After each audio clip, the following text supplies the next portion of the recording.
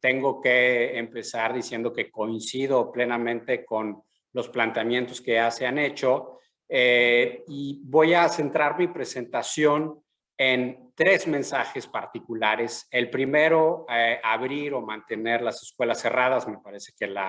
la respuesta a esa pregunta queda clara después de las presentaciones que hemos escuchado, pero me gustaría ahondar un poco en cuáles son los criterios que se tienen que utilizar para tomar esta decisión, si uno espera que la decisión sea tomada con base en la evidencia y con base en lo que es mejor para los niños, no necesariamente para los adultos. La segunda parte de la presentación o el segundo mensaje tiene que ver con estrategias específicas para tratar de mitigar o reducir los impactos que ha tenido la pandemia, específicamente el cierre de escuelas, sobre los aprendizajes de niños y niñas, sobre todo aquellos que viven en condición de marginación. Y termino con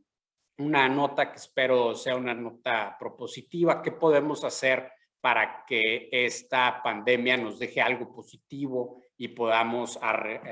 resolver o por lo menos abordar parte de los retos que son no coyunturales, sino más bien estructurales? Empiezo con la primera parte de mi presentación, abrir o mantener las escuelas cerradas. Esto, desde el punto de vista racional, tiene que ver con la comparación de dos elementos que deberían de estar en el tuétano, en el corazón de la decisión de si abrir o mantener las escuelas cerradas. La respuesta a esta pregunta inmediatamente después de que se declara la pandemia es una respuesta obvia y es: vamos a cerrar ante la amenaza de un virus desconocido, ante el riesgo que ello podría suponer para niños, maestros, la comunidad escolar en su conjunto. Cerramos, pero ya pasó más de un año y hemos generado muchísima evidencia a nivel internacional sobre estos dos elementos que deberían de estar determinando la decisión de si abrir o mantener las escuelas cerradas. Por un lado, tenemos cuáles son los riesgos sanitarios asociados a la reapertura de escuelas y por otro, cuáles son las pérdidas de aprendizajes relacionadas con mantenerlas cerradas. Voy a presentar brevemente lo que sabemos sobre estos dos elementos. Primero, ¿cuáles son los riesgos sanitarios? Ya hay 4 puntos particulares que hemos aprendido durante este último año con base en la evidencia, sobre todo de Estados Unidos y de varios países europeos. Primero, lo que sabemos es que el virus no afecta particularmente a los niños menores de 12 años. La gran mayoría de ellos no presenta síntomas si es que se infectan y aquellos que se infectan, muy pocos presentan síntomas graves. Lo segundo que sabemos es que en los países que han abierto, en donde se cerraron las escuelas, abrieron después de un tiempo limitado las escuelas, en estos países la evidencia demuestra que esta reapertura de escuelas no ha sido acompañada por un incremento en las tasas de infección en la comunidad en general. Es decir, esto que creíamos al principio, que las escuelas eran un foco de infección, en realidad no tiene apoyo o soporte empírico. No ha habido un incremento en las tasas de infección en aquellos países que han optado por reabrir las escuelas. Tampoco hay evidencia de que los maestros sean particularmente vulnerables cuando uno compara la tasa de infección en donde han reabierto las escuelas, la tasa de infección de los docentes contra otros profesionistas en otras ocupaciones, controlando por un montón de factores observables. Lo que uno encuentra es que los maestros en aquellos países donde han reabierto las escuelas no son particularmente vulnerables. Por último, hay la preocupación de que reabrir las escuelas,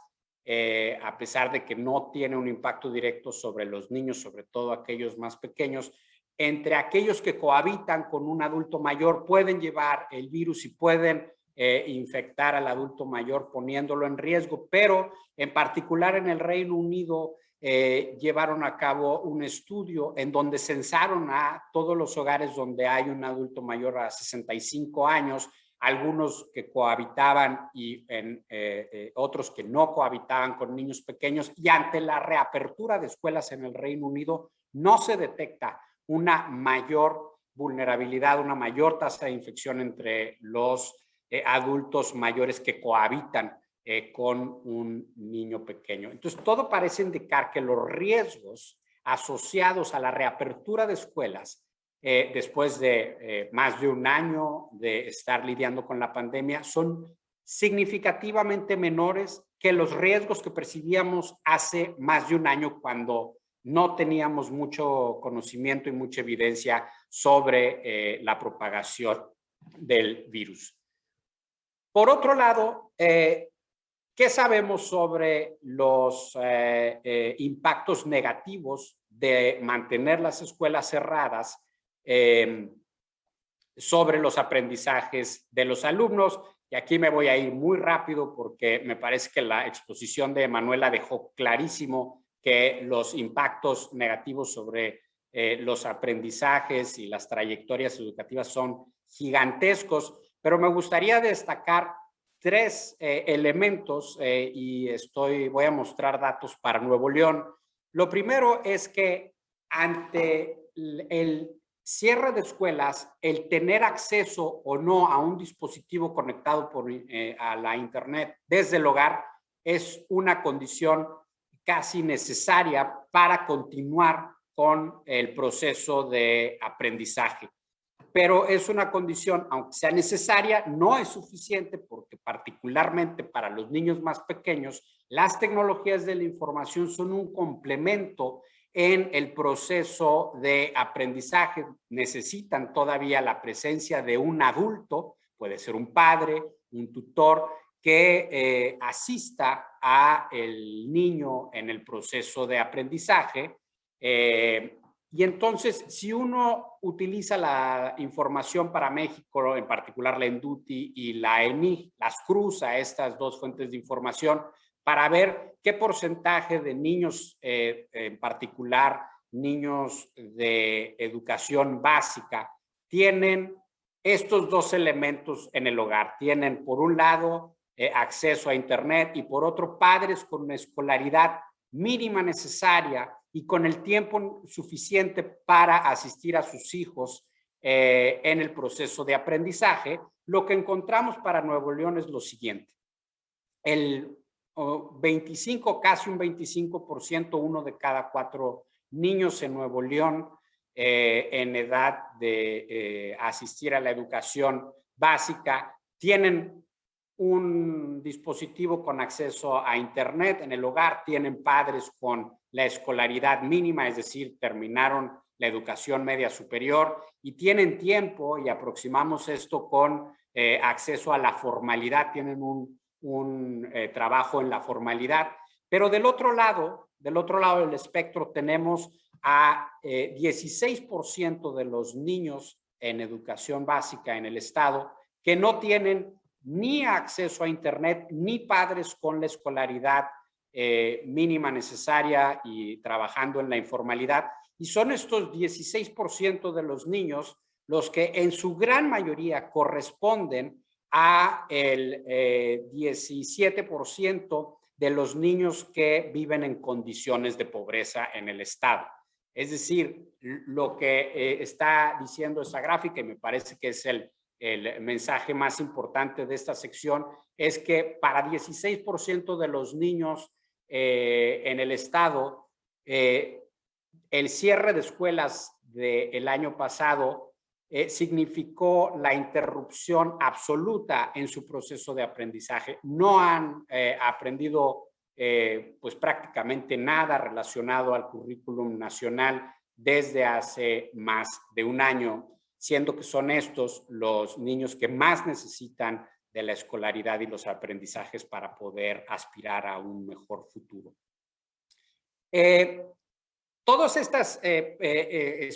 son especulaciones, lo que acabo de presentar, de posibles pérdidas de aprendizaje asociadas al cierre de escuelas. Pero hay países que han implementado pruebas estandarizadas después de haber cerrado sus sistemas educativos por un espacio de tiempo determinado. Y en estos países, en Bélgica, en Holanda, en el Reino Unido, en Suiza y en Estados Unidos, en todos estos países se han registrado pérdidas de aprendizaje significativas,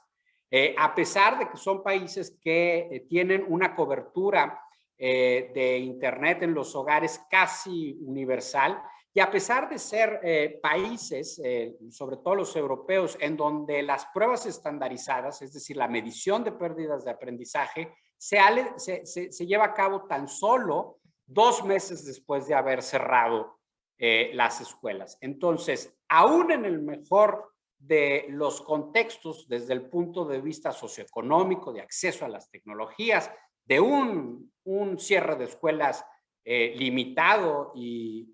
mucho más pequeño que el que hemos observado en México, aún en esos contextos hay una pérdida significativa de aprendizajes, sobre todo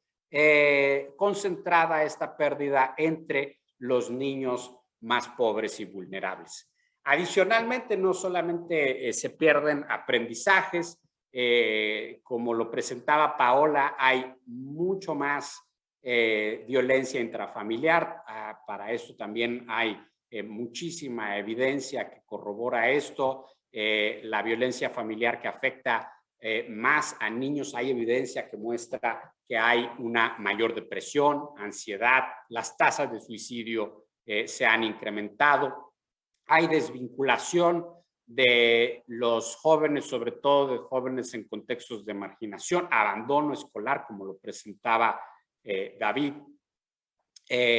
Y por último, algo que no se ha mencionado todavía y me parece muy importante, tan importante como todo lo anterior, es que el cierre de escuelas tiene un impacto negativo sobre la participación laboral de la mujer, un tema en donde en México estamos prácticamente en pañales, somos de los países en donde hay una menor tasa de participación laboral comparado con otros países de América Latina que en su conjunto tienen una participación laboral de la mujer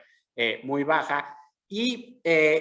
parece que el cierre de escuelas vino acompañado por menor participación de la laboral de la mujer, pero mayores responsabilidades al interior del hogar, es decir, las mujeres están ahora trabajando más, pero mucho menos remunerado, su trabajo es mucho menos remunerado producto del cierre de escuelas. Entonces, para cerrar esta primera parte de abrir o mantener cerradas las escuelas,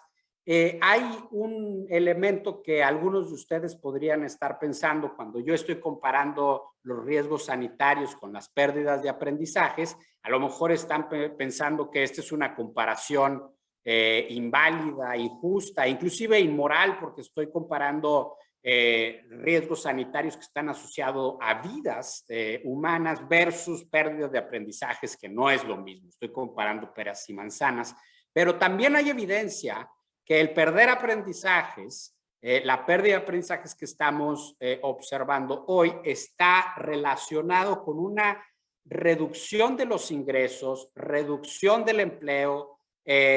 y un deterioro de la salud de largo plazo. Y todo esto reduce la esperanza de vida. Es decir, la pérdida de aprendizajes también se puede ver como una pérdida de vidas humanas, simplemente que la relación no es tan directa como en el caso del riesgo de COVID, pero el hecho que no haya una relación directa y que esta relación solamente ocurra en el largo plazo, no significa que no esté ahí la relación entre cierre de escuelas, pérdida de aprendizajes pérdida de ingresos y pérdida de expectativa de vidas. Paso a la segunda parte. ¿Qué podemos hacer para tratar de mitigar el impacto de la pandemia sobre los aprendizajes? Voy a detallar lo que he llamado un plan de recuperación de los aprendizajes, en donde el punto de partida, y parece que es obvio, pero no es tan obvio, pero el punto de partida tiene que ser que aceptemos, empezando por la autoridad educativa, que tenemos un gran problema. El secretario de Educación Pública Federal anterior, meses después de que empezó la crisis sanitaria, de que empezó la pandemia y se mantuvieron las escuelas cerradas, hizo una declaración en donde me parece que no ayuda a abordar el problema que tenemos enfrente, en donde dice que no hubo pérdida de conocimientos a pesar del cierre continuo de las escuelas, y que la evidencia que ellos en la Secretaría de Educación Pública tenían, a la cual tenían acceso, mostraba que no hubo pérdida de conocimientos. Esto en nada ayuda, porque los padres de familia deben de estar conscientes de la gran pérdida en términos de aprendizaje y por lo tanto bienestar futuro de sus hijos, porque el regreso a las clases presenciales no es solamente una cuestión de oferta, es una cuestión de oferta y de demanda. Uno puede reabrir las clases, pero si las madres y padres de familia consideran que no hay pérdida de conocimientos cuando ponemos a los niños enfrente de la televisión o enfrente de una computadora con acceso a internet, y para qué correr riesgos, entonces vamos a tener una menor matriculación una vez que las clases presenciales se reanuden.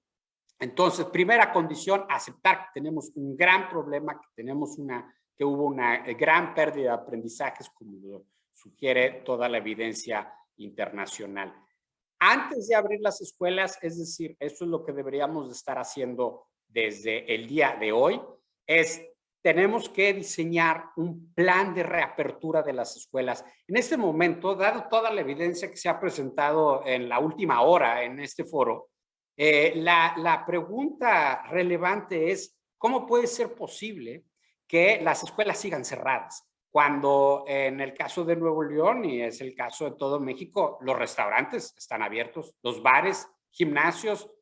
hasta el Estadio de los Tigres el fin de semana pasado reabrió, y las escuelas siguen cerradas. Eso lo único que está dejando claro estas preferencias reveladas que llaman los economistas, es que tenemos un profundo desprecio por la educación, una falta de priorización de la educación como un vehículo para alcanzar mejores niveles de bienestar futuro. Consideramos que los bares, gimnasios y los estadios de fútbol son importantes, son más importantes que la educación de nuestros niños. Segundo, necesitamos una campaña de sensibilización sobre la importancia que tienen los aprendizajes, porque si algo ha quedado claro es que no hay un sentido de urgencia en la sociedad en Nuevo León y en todo México. Si yo comparo las exigencias de reapertura de escuelas de México con, por ejemplo, Argentina, otro país en donde he trabajado muchos años, yo puedo ver que los argentinos exigen muchísimo más, son mucho más vocales y abiertos en términos de su exigencia para abrir las escuelas comparado con lo que uno observa en México. Entonces necesitamos una campaña de sensibilización que genere la demanda por las clases presenciales. También necesitamos informar al público sobre los riesgos relativamente moderados en términos sanitarios de volver a las clases presenciales. No se trata de eliminar el riesgo sanitario. Eso va a ser imposible. De lo que se trata es de mitigarlo y llevarlo a un punto en donde sea aceptable, dado los costos de no tener estas clases presenciales, que son toda la pérdida de aprendizajes que ya mencioné. Por último, necesitamos, antes de reabrir las escuelas, necesitamos una campaña de vinculación para identificar a los jóvenes que están en riesgo de abandono, aquellos que están desvinculados, aquellos que no han participado en las sesiones remotas, identificarlos, acercarnos a ellos, plantearles esquemas de incentivos, inclusive esquemas económicos, a lo mejor las becas en algunos sectores de la sociedad pueden ser útiles para vincular a estos jóvenes que están en riesgo de abandono. Una vez que abramos las escuelas, y aquí hay plena coincidencia con lo que ya mencionó David, Paola y Emanuela, necesitamos un diagnóstico, necesitamos saber en dónde están cada uno de nuestros estudiantes en términos de los aprendizajes fundamentales, que son 3 áreas muy particulares: las matemáticas, la comprensión lectora y, por último, pero no menor, las habilidades socioemocionales. Hay esta iniciativa que también fue mencionada por David Calderón de la Ibero para implementar de forma gratuita para fines diagnósticos la prueba Planea en sexto, tercero de secundaria y tercero de educación media superior online. De hecho, Nuevo León podría implementar esta prueba. Esta iniciativa está andando y va a estar abierta hasta junio, me parece, y es algo que podría llevar a cabo la Secretaría de Educación Pública de Nuevo León para tratar de tener un diagnóstico, saber en dónde están cada uno de nuestros estudiantes en estas 3 áreas del conocimiento. Lo segundo, hay que simplificar el currículum para priorizar estas 3 áreas del conocimiento y luego llevar a cabo acciones de compensación y nivelación como las tutorías. Hay evidencia para Italia que demuestran que inclusive las tutorías voluntarias, donde estudiantes de licenciatura le dan asesorías o tutorías a niños de primaria y secundaria en matemáticas, en comprensión lectora, eso en sí mismo, unas pocas horas de tutorías con grupos pequeños a la semana, es suficiente para mejorar los aprendizajes. Y hay una iniciativa del proyecto educativo de Bernardo Naranjo y otros que están impulsando estas tutorías como voluntariados. Inclusive uno pudiera pensar que el programa Jóvenes Construyendo el Futuro podría ser utilizado para que los jóvenes realmente construyan el futuro a través de la provisión de tutorías a aquellos alumnos que tienen fuertes rezagos educativos. Por último, en esta lámina, en el plan de recuperación de los aprendizajes, me gustaría mencionar la experiencia del Reino Unido, donde formaron esta comisión para la recuperación de los aprendizajes, en donde nombran a un comisionado para darle toda la visibilidad necesaria a esta tarea. Comisionado tiene a su cargo el darle seguimiento a toda la estrategia, tiene recursos necesarios para llevar a cabo el plan de recuperación de los aprendizajes, lleva a cabo la acción diagnóstica a través de pruebas estandarizadas, tienen un programa de tutorías a nivel nacional en donde hay una participación público-privado, que es algo también muy relevante para el caso de Nuevo León y para este consejo, en donde se pueden dar colaboraciones del sector privado al sector público en esquemas financieros, en donde el sector privado invierte para que se lleven a cabo estas tutorías, pero los recursos están sujetos a que se lleguen a ciertos resultados. Por último, antes de pasar a mi tercera parte de la presentación, es obvio que para que todo el plan de recuperación de los aprendizajes se lleve a cabo, hay dos elementos necesarios. Uno es el compromiso político que pasa por aceptar que tenemos un problema y poner en marcha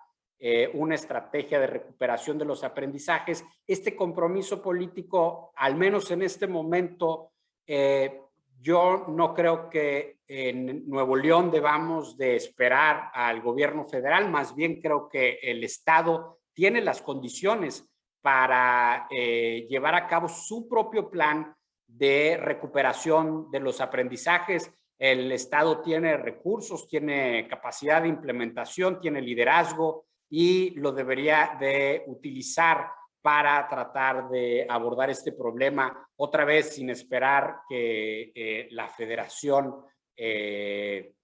les avise cuál es su plan de recuperación de los aprendizajes. Lo segundo es que va a ser necesario canalizar recursos. Esto no es gratis. En Estados Unidos, en el Reino Unido, en esta Comisión para la Recuperación de los Aprendizajes, han inyectado muchísimos recursos que uno puede verlos desde un punto de vista económico financiero, y no hay mejor uso de los recursos en términos de rentabilidad económica que invertirlos en asegurarnos que todos nuestros niños y niñas, sobre todo los más pobres, aprendan. Paso a la tercera parte, muy brevemente.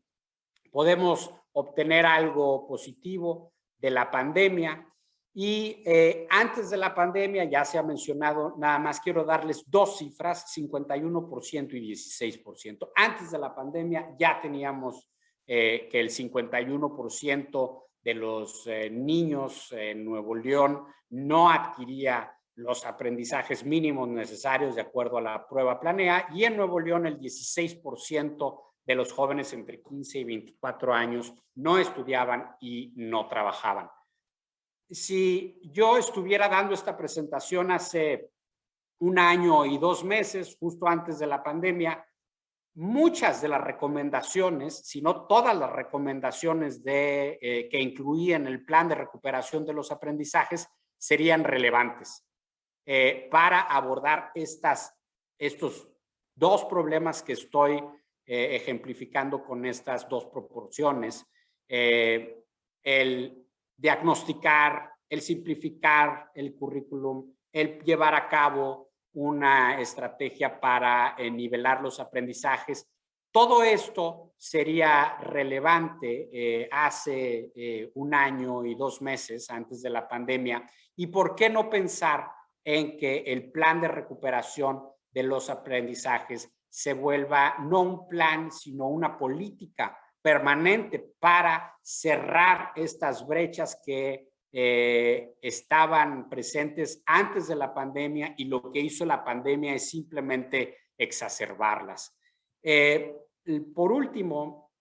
los dejo con una reflexión que desde el punto de vista económico, lo que estamos haciendo al mantener las escuelas cerradas y priorizar otras actividades dentro de la economía no tiene ningún sentido. Es un sinsentido si uno lo ve desde la planeación económica de largo plazo. Pero quizá más importante desde el punto de vista de justicia social, es profundamente injusto lo que estamos haciendo, porque estamos trasladando el costo de mantener las escuelas cerradas, el costo de abrir primero los restaurantes y bares, el costo de abrir el estadio, el costo de abrir los gimnasios, se lo trasladamos a los niños más pobres, que son los que están sufriendo más de esta decisión, y por lo tanto es una decisión que deberíamos de revertir a la brevedad posible. Muchísimas gracias.